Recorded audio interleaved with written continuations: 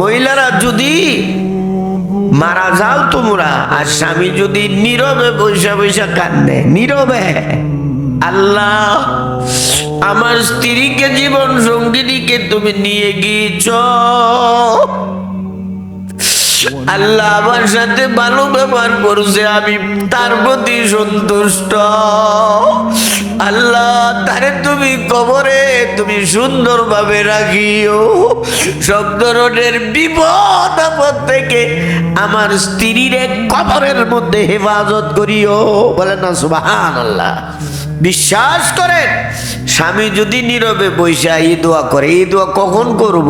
খুশি থাকলেই তো করব, না জ্বালা যন্ত্রণা সহ্য করলে কইব আলহামদুলিল্লাহ আস্তাগফিরুল্লাহ, জম যে করতে পারিছি, কইব কি না?